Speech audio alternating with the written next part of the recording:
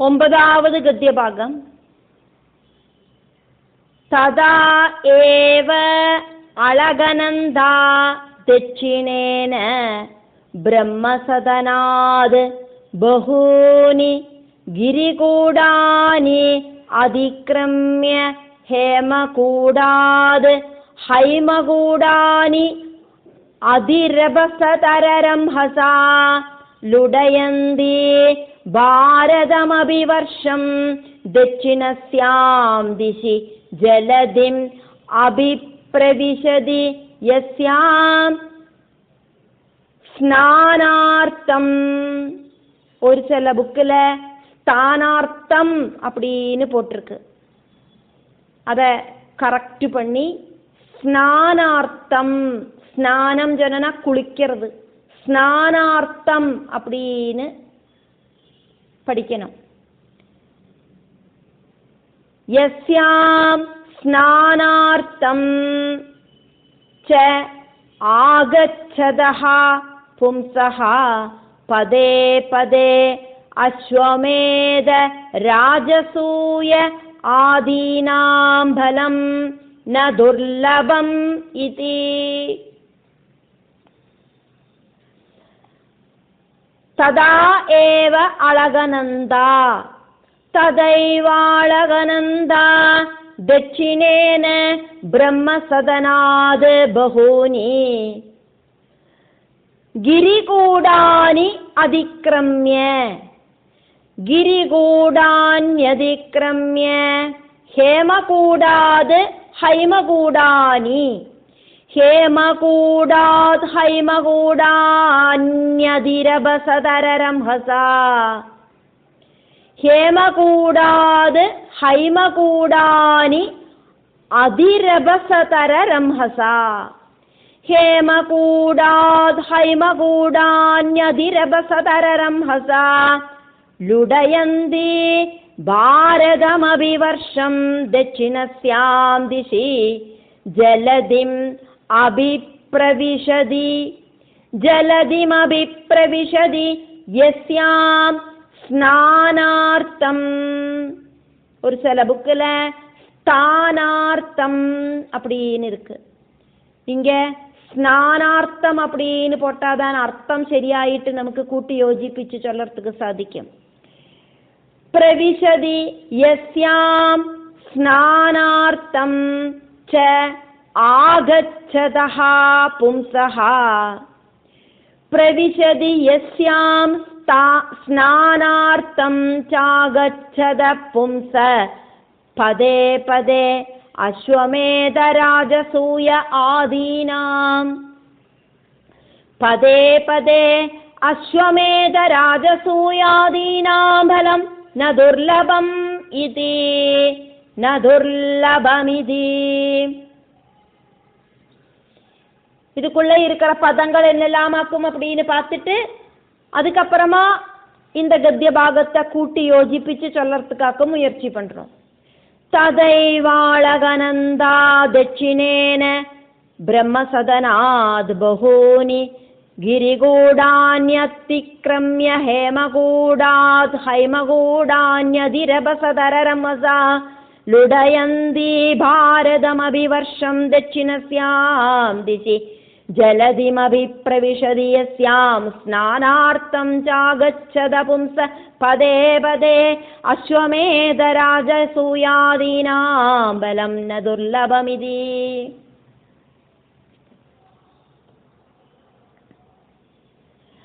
அழகநந்தா அப்படிங்கிற நதியை சம்பந்திச்சாக்கும் இனி பார்க்கிறோம். நம்ம இதுவரைக்கும் பார்த்தது கங்கா நதி நாலாயிட்டு பிரிஞ்சுது. அதுல சீதா நதி, அழகநந்தா நதி, சற்றுசு நதி, பத்ரா நதி இப்படி இருக்கிற பேர்களோடு கூடிட்டாக்கும் அந்த நதி நாலாயிட்டு பிரிஞ்சுது அப்படிங்கிறத பார்த்தோம். அதுல சீதா நதி, சற்றுசு நதி, பத்ரா நதி அப்படிங்கிற நதிகளை பார்த்துட்டு இப்ப நம்ம பார்க்கறது இந்த கத்திய பாகத்துல அழகநந்தா அப்படின்னு பேர் இருக்கிற கங்கா நதியையே தான். அப்படி அழகநந்தா அப்படிங்கிற நதி தெற்கு பாகத்துல இருக்கிற பர்வத சிகரங்கள் வழியா ஒழுகி ஹேமகூட பர்வதத்துல பதிச்சு ஹிமாலய சிகரத்துல അതുവഴിയാ അതിസ്പീഡായിട്ട് ഒഴുകി ഭാരതവർഷത്തെ നനച്ച് ദക്ഷിണ സമുദ്രത്തിലെ പോയി ചേരരുത്. இந்த நதிகளில ஸ்நானம் பண்ணறதுக்காயிட்டு போற மனுஷாளுக்கு அதாக்கும் நம்ம அங்க பார்த்த அந்த ஸ்நானார்த்தம் ஸ்தானார்த்தம் அப்படின்னு சொன்னா அர்த்தம் சரியாகாது. அதனாலயாக்கும் அங்க ஸ்தானார்த்தம் அப்படிங்கிறத ஸ்நானார்த்தம் அப்படின்னு அங்க சொல்லிட்டு வேணும் அதை சொல்லறதுக்கு அப்படின்னு சொன்னது. அப்படி இந்த நதிகளில ஸ்நானம் பண்ணறதுக்காயிட்டு போற மனுஷாளுக்கு ஸ்டெப் பை ஸ்டெப் ஆயிட்டு அவ ஸ்நானம் பண்றதுக்கு போனோம் அப்படின்னு நினைச்சுண்டு வைக்கிற ஓரோ பாதவும் அஸ்வமேதம் ராஜசூயம் இப்படி இருக்கிற யாகங்கள் செஞ்சதினோட பலன் அவளுக்கு கிடைக்கும் அப்படின்னாக்கும் இந்த கத்திய பாகம் எடுத்து சொல்றது. ததா ஏவா அதே மாதிரியே இப்ப நம்ம பார்த்த 3 நதிகளை பார்த்தோமே, சீதா நதி, சச்சுசு அப்படிங்கிற நதி, பத்ரா நதி, இதெல்லாம் கங்கையே தான். அதே மாதிரியே அழகநந்தா அப்படிங்கிற கங்கா நதியும் அழகநந்தா நதி தட்சிணேன தெற்கு பாகம் வழி பிரம்மசதனாது பிரம்மபுரியிலேந்து இங்க சத்தியலோகத்தில் இருக்கிற பிரம்மாவோடு வாசஸ்தானம் அப்படின்னு எடுக்கலை அப்படிங்கிறத நினைவுக்கு கொண்டு வரணும். இந்த பூமியில இருக்கிற மகாமேருவுக்கு மத்தியஸ்தானத்தில் இருக்கிற பிரம்மபுரி, அந்த பிரம்மபுரியிலேந்து தெற்கு பாகம் வழியாயிட்டு பகூனி கிரிகூடானி நிறைய பர்வத சுருங்கங்களை பர்வத கூட்டங்களை அதிக்கிரமியா கடந்துட்டு ஹேமகூட பர்வதத்திலேருந்து ஹைமகூடானி ஹேமகூடத்தோடு கூட கூடி சேர்ந்து நிற்கிற நிறைய பர்வதங்கள் இருக்கு. அந்த பர்வதங்களையும் அதிரபசதர ரம்ஹசா ரொம்ப ஜாஸ்தியான ஃபோர்ஸ்ல ஸ்பீடுல இருக்கிற அந்த அழகநந்தா நதி லுடயந்தி பிரயாணம் செய்யறதுக்கு கிளம்புற அந்த டைம்ல அந்த வழிகளை எல்லாம் தகர்த்து தரிப்பணமாக்கிண்டு அந்த கங்கா நதி அதி ஸ்பீடுல ஒழுகிறது. அப்ப முன்னால என்னெல்லாம் இருக்கோ அதெல்லாத்தையும் தகர்த்து தரிப்பணமாக்கிண்டு பாரதம் அபிவர்ஷம், பாரதம் அப்படிங்கிற உபபூகண்டத்துக்கு எதிராயிட்டு நேர ஆப்போசிட் ஆயிட்டு பிரவேசனம் பண்ணிண்டு தட்சிணஸ்யாம் திசி, தட்சிணம் அப்படின்னா தெற்கு பாகத்தில் இருக்கிற ஜலதி தட்சிண சமுத்திரத்துல அழகநந்தா நதி அபிப்பிரவிஷதி நம்மாயிட்டு பிரவேசிக்கிறது. யஸ்யாம் அழகநந்தா நதியில ஸ்நானார்த்தம் ச முங்கி குளிக்கிறதுக்கு ஆயிட்டு. அதாக்கும் இங்க நம்ம அந்த கத்திய பாகம் வந்தோன ஸ்தானார்த்தம் ச ஆகச்சதஹ அப்படின்னு சொன்னத ஸ்நானார்த்தம் ச அப்படின்னு மாத்தனம் அப்படின்னு சொன்னது.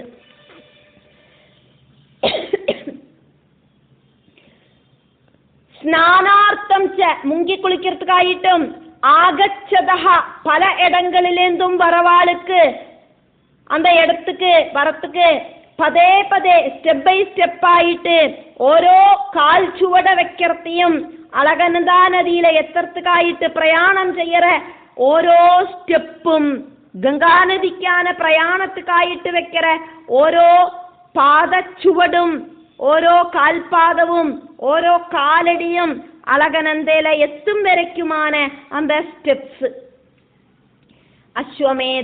അശ്വമേധയാഗം, രാജസൂയ യാഗം ആദീനാം തുടങ്ങിன சிரேஷ்டமான யாகங்களோடு பலப்பிராப்தி அப்படிங்கிறது அந்த மனுஷனுக்கு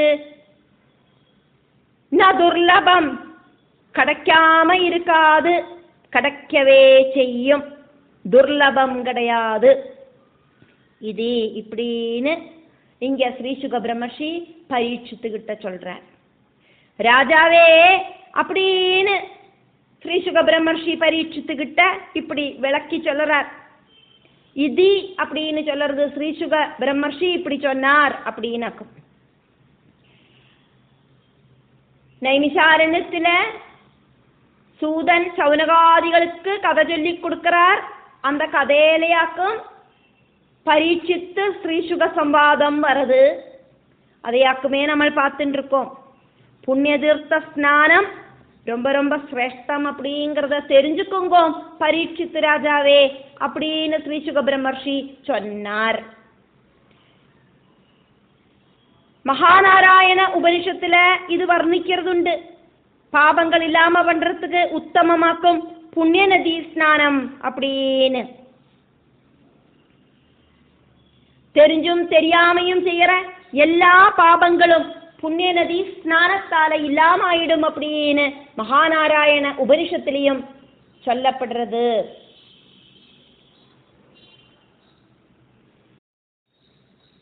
மகாநாராயண உபனிஷத்துல 1வது அனுவாகத்துல 48வது மந்திரத்திலேருந்து 70வது மந்திரம் வரைக்கும் ஆன மந்திரங்கள் எல்லாம் புண்ணிய நதி ஸ்நானத்தோடு மகத்துவத்தை எடுத்து சொல்லுற நாமங்களாக்கும்.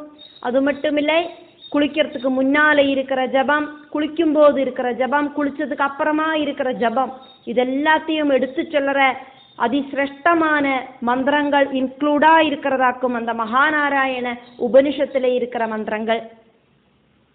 அந்த அளவுக்கு சிரேஷ்டமாக்கும் நதிகளுக்கு உள்ளது அப்படிங்கிறத சொல்றதுக்காக்கும் இதை சொன்னது. மகாநாராயண உபனிஷத்துல 48வது மந்திரம், அதானது 1ஆம் அனுவாகத்தில் இருக்கிற 48வது மந்திரத்தோட அர்த்தம் அப்படிங்கிறது, லக்ஷ்மி தேவி என்னை அனுகிரகிக்கட்டும், அதே மாதிரி லக்ஷ்மி அல்லாத்த சேட்டா பகவதி என்னிலிருந்து போகட்டும், லக்ஷ்மி தேவியோடு கணவரான விஷ்ணுவை முன்னிறுத்தி தேவர்கள் வேதத்துல சொன்ன கர்மங்கள் அனுஷ்டிச்சு இந்த உலகத்தை ஜெயிச்சா, வஜ்ரபாணியான இந்திரனும் ஷோடச கலகளோடு கூடின பூர்ணச்சந்திரனும் எனக்கு சுகத்தை தரட்டும் அப்படின்னு சொல்லுற இந்த மந்திரம் ஜலத்துல இறங்கி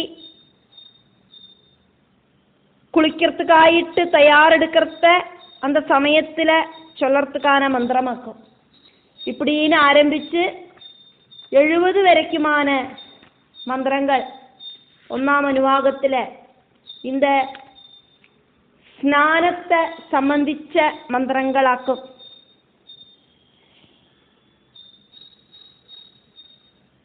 குளிச்சதுக்கு அப்புறமா சொல்ல வேண்டின மந்திரமாக்கும் 70வது மந்திரம்.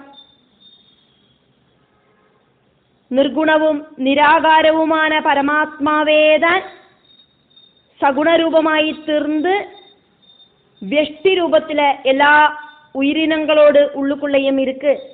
தர்ம அதர்மங்களுக்கு தகுந்த மாதிரி பிரஜா சிருஷ்டி செஞ்சு சக்தியோடு கூடிட்டு எல்லா சரீரங்களுக்குள்ளேயும் பிரவேசனம் பண்ணி எல்லா உயிரினங்களையும் ஆக்டிவேட் பண்றதும் அந்த பரமாத்மாவே தான் அப்படின்னு வெஷ்டி சமஷ்டி ரூபத்தில் இருக்கிற அந்த ஜீவாத்மா பரமாத்மா அப்படிங்கிற அந்த பாவத்தை இங்க வர்ணிக்கப்படுறது.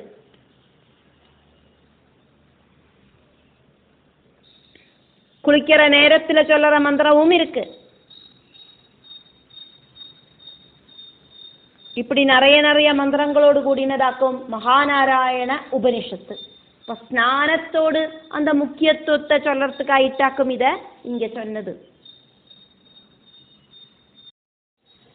10வது கத்திய பாகம்.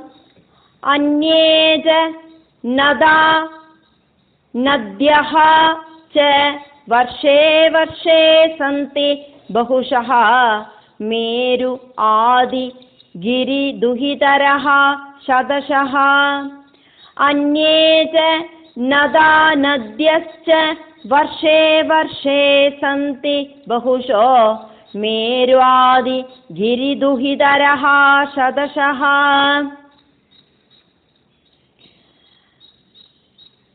இப்ப சொன்னதுக்கு அப்பாற்பட்டதாயிட்டு மேரு தொடங்கின பர்வதங்களிலேந்து நிறைய நதிகளும் நதங்களும் உத்பவிக்கிறது.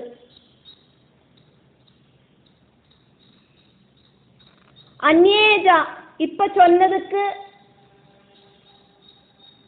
சொன்ன விஷயங்கள் அல்லாதக்கு നദങ്ങളും നദ്യഹാച നദികളും വർഷേ വർഷേ ഉപഭൂഖണ്ഡങ്ങൾ തോറും മേരു തുടങ്ങിന ഗിരി പർവ്വതങ്ങളോട് ദുഹിതരഹ പുത്രികളായിട്ട് ബഹുശഃ നിറയ ഇടങ്ങളിലെ ശതശഃ നൂറുകണക്ക് നദികൾ സന്ധി ഇருக்கு. ഇതെല്ലാം ഒന്നും ഇപ്പൊ ഞാൻ ഉനക്ക് വർണ്ണിച്ചു തരലേ, മുഖ്യமான விஷயங்களை ராஜாவே நான் உனக்கு சொல்லித்தரேன். 7 நாள்கள் தானே உள்ளது. 7 நாள்கள் அதுக்குள்ள உனக்கு பாகவதத்தை பூர்த்தி பண்ணி தரணுமே. அப்ப எல்லாம் வர்ணிச்சு தரத்துக்கு எனக்கு டைம் பத்தாது. அதனால முக்கியமான விஷயங்களை சொல்லிட்டு போறேன் அப்படின்னு ஸ்ரீ சுகபிரமர்ஷி பரீட்சித்துக்கிட்ட சொல்றார்.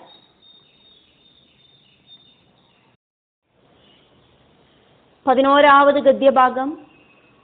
तत्र अभि भारतम् एव वर्षं कर्मक्षेत्रम् अन्यानि 8 वर्षाणि स्वर्गिणां पुण्यशेषम् उपभोगस्थानानि भौमानि स्वर्गपदानि व्यपदिशन्ति.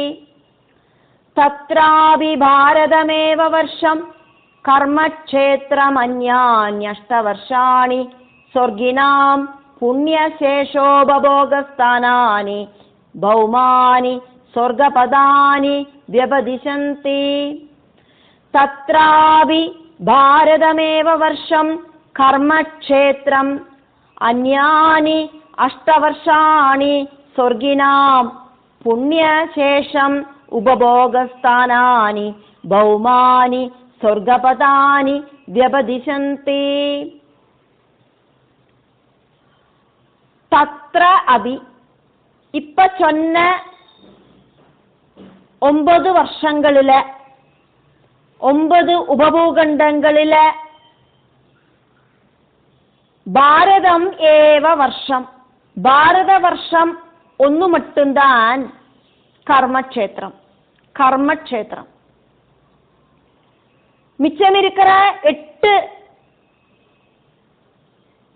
உபபூகண்டங்களும் சொர்க்கத்துல இருக்கிற முக்கியமான சொகுசான வாழ்க்கையெல்லாம் அனுபவிச்சதுக்கு அப்புறம் மிச்சம் மீதி இருக்கிற புண்ணியத்தை அனுபவிக்கிறதுக்காயிட்டு சிருஷ்டிச்ச பூமியில இருக்கிற சொர்க்கங்களாக்கும். பௌமானி சொர்க்கபதானி, பூமியில இருக்கிற சொர்க்கஸ்தானங்கள். பாரதம் ஏவ வருஷம், பாரத வருஷம் மட்டும்தான் கர்மக்ஷேத்திரமாயிட்டு இருக்கு. கர்மபலத்தை அபிவிருத்திப்படுத்துற க்ஷேத்திரம். சொர்க்கலோக பிராபிச்ச தேவர்களுக்கு முக்கியமான புண்ணியங்களை அனுபவிக்கிறதுக்கு அங்க சாதிக்கும். புண்ணியம் தீரற அவஸ்தையிலேயாக்கும் அவ பூமியில தொப்பக்கட்டின்னு விழறா. புண்ணியம் கம்ப்ளீட்டா தீரற வரைக்கும் அங்க வெயிட் பண்றதில்லை. புண்ணியம் கம்ப்ளீட்டா தீர்ந்தா அங்க இருக்க முடியாது தேவலோகத்துல. அப்ப புண்ணியம் தீரறதுக்கு முன்னாலேயே பூமியில வந்து விழுவா. அப்படி மிச்சம் மீதி இருக்கிற புண்ணியம்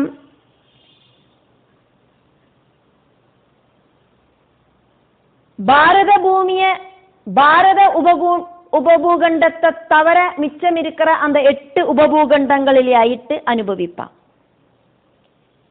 ஜீவாத்மா சொர்க்கத்துல இருக்கிற டாப் மோஸ்ட் சுகங்களை அனுபவிச்சதுக்கு அப்புறம் பூமியில வந்து தொப்பக்கட்டின்னு விழும். அந்த சொர்க்கத்திலேந்து வர ஜீவாத்மாவை ஸ்வீகரிக்கிறதுக்காயிட்டு பூமியில 8 உபபூகண்டங்களாக்கும் இருக்கு. அந்த 8 உபபூகண்டங்களும் பூமியில இருக்கிற சொர்க்கபதானி, பூமியில இருக்கிற சொர்க்கஸ்தானங்களாக்கும் அப்படின்னு വ്യപദിശന്തി ചൊല്ലപ്പെടുறது. கர்மபலம் அனுபவிக்கிறதுக்கான இடம் மக்கும் பாரதம் ஏவ வருஷம். பாரத வருஷம் மட்டும்தான் கர்மக்ஷேத்திரம்.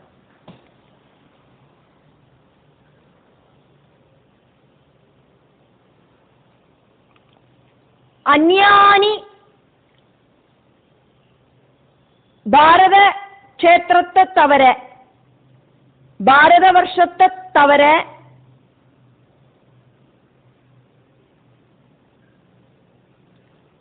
எட்டு உபபூகண்டங்கள் இருக்கே, அதையாக்கும் இங்க அந்யானி அப்படின்னு சொன்னது.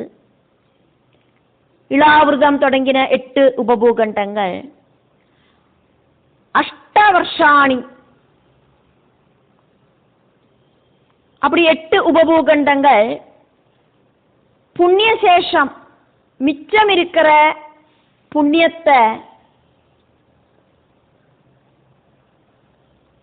உபபோகஸ்தானானி அனுபவிக்கிறதுக்காயிட்டு சிருஷ்டிச்ச பௌமானி பூமியில இருக்கிற சொர்க்கபதானி சொர்க்கங்களாக்கும்.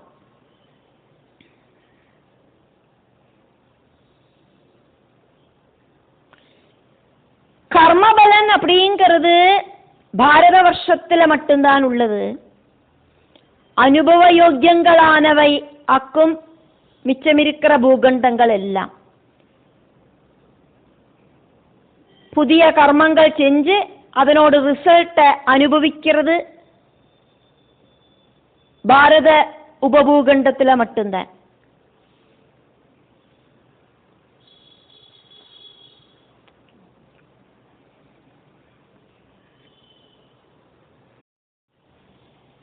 பன்னிரண்டாவது கத்திய பாகம். ஏஷு புருஷாணாம் அயுத புருஷ ஆயுஹு வர்ஷாணாம் தேவகல்பானாம் நாக அயுத பிராணானாம் வஜ்ர சம்ஹனன பல வயஹ மோத பிரமுதித மகா சௌரத மிதுன வியவாய அபவர்க வர்ஷ திருத ஏக கர்ப்ப கலத்ராணாம் தத்ர து த்ரேதாயுக சமஹ காலஹ வர்த்ததே.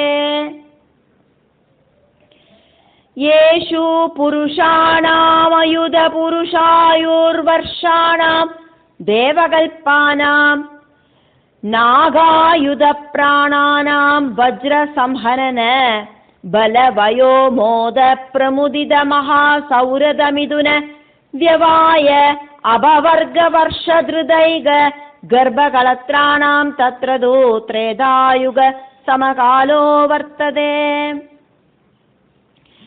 येषु पुरुषाणाम् अयुध पुरुष आयुर्वर्षाणां देवकल्पानां नाग अयुध प्राणानां वज्र संहनन बल वयो मोद प्रमुदित महासौरदमिदुन व्यवाय अपवर्ग वर्ष धृत एग गर्भ कलत्राणां तत्र तु त्रेधायुग समः कालो वर्तते.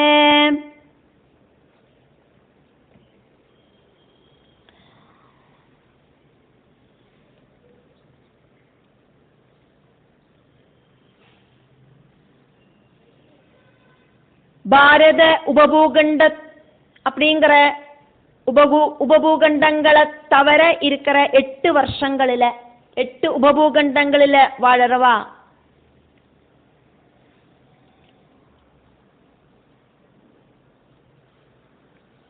ஜம்புதீபுக்கு 9 உபபூகண்டங்கள் இருக்கு அப்படின்னாக்குமே பார்த்தோம். இளாவிரதம், ரம்யகம், ஹிரண்மயம், குரு, ஹரிவர்ஷம், கிம்புருஷம், பாரதம், கேதுமாலம், பத்ராஸ்வம். பாரத வருஷத்தை தவிர இருக்கிற 8 உபபூகண்டங்கள் இலாவிருதம், ரம்யகம், ஹிரண்மயம், குருவர்ஷம், ஹரிவர்ஷம், கிம்புருஷ வருஷம், கேதுமாலம், பத்ராஸ்வம் இப்படி இருக்கிற உபபூகண்டங்களில் வாழறவா அவளோட ஆயுள் அப்படிங்கிறது 10,000 சம்பல்சரம் ஆக்கும். அவளோட வாழ்க்கை 10,000 ஆனைகளோடு பலம் இருக்கிறவாளாக்கும். அவா வஜ்ரம் மாதிரி திருடமான சரீரத்தோடு கூடினவாளாக்கும். அவா ஆனந்தத்தோடு கூடிட்டு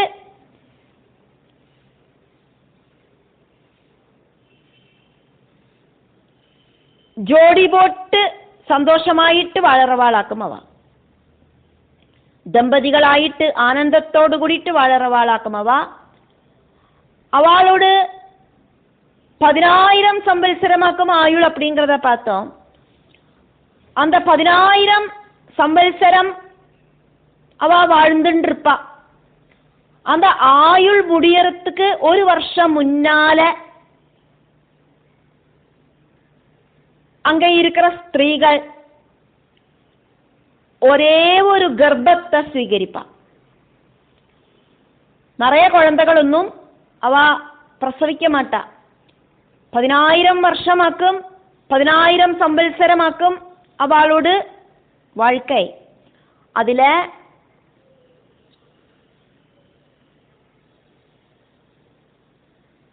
அந்த வாழ்க்கை அவசானிக்கிறதுக்கு முன்னால கடைசி டைம்ல 1 வருஷம் மட்டும் மிச்சம் இருக்கிற அந்த டைம்ல இன்னொரு வருஷத்துல வாழ்க்கை முடிஞ்சிடும், ஆயுள் போயிடும். அந்த மாதிரி இருக்கிற நிலைமையில ஒரே ஒரு கர்ப்பம் தரிப்பா. அப்படி இருக்கிற ஸ்திரீகளாக்கும் அங்க இருக்கிறவா. திரேதாயுகத்துல எப்படியாக்குமோ சொகுசான வாழ்க்கை அனுபவிச்சா ஆளுகள் எல்லாம் அதே மாதிரி திரேதாயுகத்துக்கு சமானமான சுகத்தை அனுபவிக்கிறவாளாக்கும் அங்க இருக்கிறவா அத்தனை பேரும். இப்படின்னு எல்லாமாக்கும் இங்க ஸ்ரீ சுகபிரமர்ஷி பரீட்சித்துக்கு வர்ணிக்கிறார்.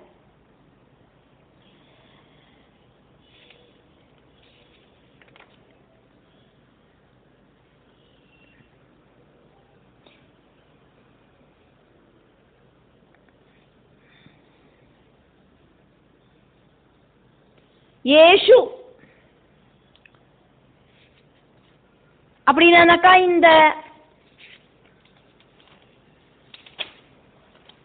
இலாவிருதம், ரம்யகம், ஹிரண்மயம், குருவர்ஷம், ஹரிவர்ஷம், கிம்புருஷ வருஷம், கேதுமாலம், பத்ராஸ்வம் இப்படி இருக்கிற உபபூகண்டங்களில் இருக்கிற புருஷானாம் உயிரினங்களுக்கு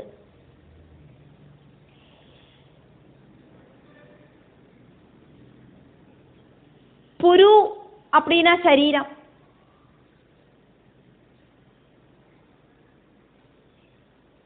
சரீரத்துக்குள்ள வசிக்கிற ஜீவாத்மா புருஷன். அப்போ உயிரினங்களுக்கு அங்க இருக்கிற எல்லா உயிரினங்களுக்கும் புருஷ ஆயுகு அங்க இருக்கிற ஜீவாத்மாக்களோடு ஆயுள் அப்படிங்கிறது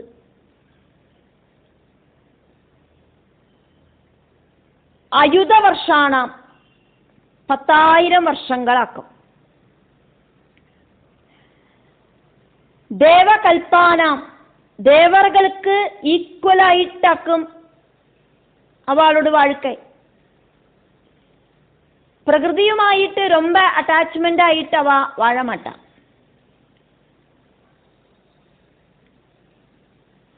சத்குணம் கூடின அவஸ்தையில இருக்கிற வாழ்க்கை அப்படின்னு அர்த்தம். நாக அயுத பிராணானாம் நாகம் ஜனனகா ஆனை, அயுதம் ஜனன 10,000. நாக அயுத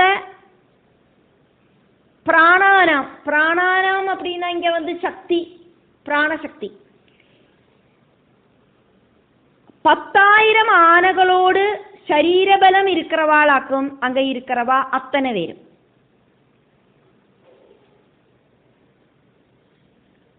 வஜ்ர சம்ஹனன, வஜ்ரத்துக்கு ஈக்குவலான திருடமான சரீரபலம் இருக்கிறவா.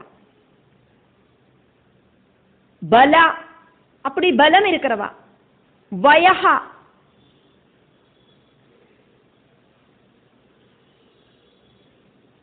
வயசு அப்படிங்கிறது தேவர்களை மாதிரியாக்கும். யௌவன அவஸ்தை மட்டும்தான் அந்த உபபூகண்டங்களில் இருக்கிறவாளுக்கு உள்ளது. ബാല്യം, കൗമാരം, യൗവനം, വാർദ്ധക്യം இப்படின்னெல்லாம் உண்டே. இதெல்லாம் இந்த பூமியில இருக்கிற பாரதம் அப்படிங்கிற உபபூகண்டங்களில ஆக்கும். இப்போ பார்க்கிறது சிரேஷ்டமான இலாவிருதம், ரம்யகம், ஹிரண்மயம், குருவர்ஷம், ஹரிவர்ஷம், கிம்புருஷம், கேதுமாலம், பத்ராஸ்யம் இப்படி இருக்கிற உபபூகண்டங்களையாக்குமே பார்க்கிறோம். இப்போ தேவலோகத்துக்கு ஈக்குவலான வாழ்க்கையாக்கும் அங்க இருக்கிறவாளுக்கு அப்படின்னு நினைக்கா. தேவர்களுக்கு நித்திய யௌவனமாக்கும். அவளுக்கு ഒരു വ്യത്യാസമുണ്ട്. 10,000 വർഷത്തെ விட ஜாஸ்தியான வருஷங்களாக்கும் அவளோடு வாழ்க்கை அப்படிங்கிறது தேவர்களுக்கு. அதாவது பிரம்மாவோடு ஒரு பகல் அப்படிங்கிறது ஒரு கல்பம், 1000 சதுர்யுகங்களாக்கும் ஒரு கல்பம். அந்த 1000 சதுர்யுகத்துல 14 மனுக்களாக்கும் ஆட்சி பண்றா. அப்போ ஒரு மனுவோடு காலகட்டம் அப்படிங்கிறது 1000 டிவைடட் பை 14, 71.43 சதுர்யுகம். அத்தனையும் காலமாக்கும் தேவர்களோடு ஆயுள். அதுக்கப்புறம் அடுத்த மனு ஸ்தானம் ஏத்துப்பர். அப்போ தேவர்கள் மாறிடுவா, இந்திரன்லேருந்து எல்லாருமே மாறுவா. அதை விட கம்மியான ஆயுள் அப்படின்னு சொல்லலாம், 10,000 வருஷங்களாக்கும் இந்த உபபூகண்டங்களில் இருக்கிறவாளோடு ஆயுள் அப்படிங்கிற ஒரு வித்தியாசம் தான் உள்ளது. மற்றபடி தேவர்கள் எப்படியாக்குமோ அங்க சொகுசா வாழறா, அதே மாதிரி இங்கேயும் எல்லாரும் சொகுசா வாழுவா. அதே மாதிரி அவளுக்கு வார்த்தக்கியம் அப்படிங்கிற அவஸ்தையே இல்லை. அதனாலேயாக்கும் 10,000 வருஷம் அவளுக்கு ஜீவிதம் உண்டு. அந்த 10,000 வருஷம் முடியறதுக்கு ஒரு வருஷம் முன்னால அங்க இருக்கிற ஸ்திரீகள் எல்லாம் கர்ப்பம் தரிச்சு பிரசவிப்பா அப்படின்னு சொன்னது.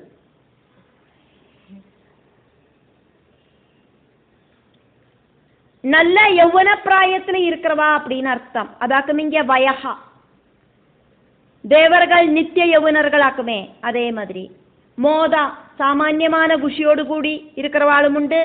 பிரமுதிதா, ரொம்ப ஜாஸ்தியான ஆனந்தத்தோடு கூடி இருக்கிறவாளும் உண்டு. மகா சௌரத மிதுனா, ரொம்ப சிரேஷ்டமான அட்ராக்டிவ் அழகு இருக்கிற யுவதி யுவாக்கள் அங்க இருக்கா. வியவாயா, அவ திருமணம் எல்லாம் பண்ணிட்டு தம்பதிகள் ஆயிண்டு ஆனந்தத்தோடு கூடிட்டு மைதுனம் நடத்துவா. அபவர்க, மோட்ச சமயத்துல, அதாவது அவளோடு இந்த பூலோக வாசத்துக்கு ஒரு ஃபுல் ஸ்டாப் வர்றதுக்கு முன்னால வருஷ ஏகா, ஒரு வருஷம் மட்டும் முன்னால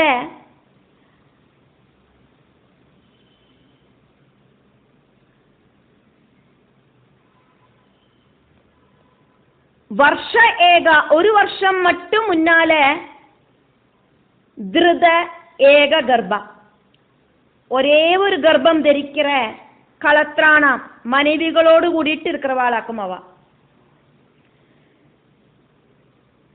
10,000 வருஷம் அவளுக்கு வாழ்க்கை. அதுல ஒரு வருஷம் மட்டும் மிச்சம் இருக்கிற டைமில അത്രയും കാലം അവ കല്യാണം பண்ணிட்டாலும் குழந்தைகளൊന്നും பிரசவிக்காக்கி வாழுவா. அப்புறம் அந்த 10,000 வருஷத்துக்கு ஒரு வருஷம் முன்னால கர்ப்பம் தரிச்சு ஒரே ஒரு குழந்தைய மட்டும் பிரசவிப்பா. அப்படி இருக்கிற மனைவிகளோடு கூடிட்டு அங்க வாழுவா. தீர்க்க ஆயுள் இருக்கிற அவ ரொம்ப காலம் வாழ்க்கைய இப்படி என்ஜாய் பண்றா. அவளோட ஆயுள் முடியறதுக்கு 1 வருஷம் மட்டும் இருக்கிறத ஒரே ஒரு கர்ப்பம் தரிக்கிற ஸ்திரீகளாக்கும் அங்க இருக்கிறவா எல்லாரும். நித்திய யௌவனர்களான அவளுக்கு பால்ய கௌமார வார்த்தக்கிய அவஸ்தகள் இல்லை. அவளுக்கு யௌவனாவஸ்தை மட்டும்தான் உள்ளது. ஜனிச்சா மரணம் அப்படிங்கிறது சுனிச்சிதம். அதனால மரண நேரம் அப்படிங்கிறது அவளுக்கு முன்னால தெரியும். 10,000 வருஷம்தான் ஆயுள் இருக்கு அப்படின்னு அவளுக்கு தெரியும். நமக்கெல்லாம் மரணம் இருக்கு அப்படின்னு தெரியும். ஆனா எந்நேரத்துக்காக்கும் ஒவ்வொருத்தரும் இறந்து போறோம் அப்படிங்கிறது நமக்கு தெரியாது. சிலவாளுக்கு சில சமயத்துல மரணம் சம்பவிக்கும். தீர்க்காலம் ஆயுளோடு கூடி மரணம் சம்பவிக்கிறவாளும் இருக்கா. ரொம்ப ரொம்ப ஷார்ட்டான பீரியடு மட்டும் வாழ்ந்து ஆயுள் முடிகிறவாளும் இருக்கா. ஆனா இந்த 8 பூகண்டங்களில் இருக்கிறவாளுக்கு அவளோட ஆயுள் அப்படிங்கிறது 10,000 வருஷங்கள் ஆக்கும் அப்படிங்கிறது அவளுக்கு நன்னா தெரியும். அதனால அந்த 10,000 வருஷம் முடியறதுக்கு முன்னாலே இருக்கிற 1 வருஷம் அத்தனையும் வருஷம் அவ நன்னா வாழ்ந்துட்டு அதுக்கப்புறம் ஆயுள் முடியறதுக்கு 1 வருஷம் இருக்கிறத மட்டும் அவ கர்ப்பம் தரிச்சு பிரசவிப்பா அங்கே இருக்கிற ஸ்திரீகள்.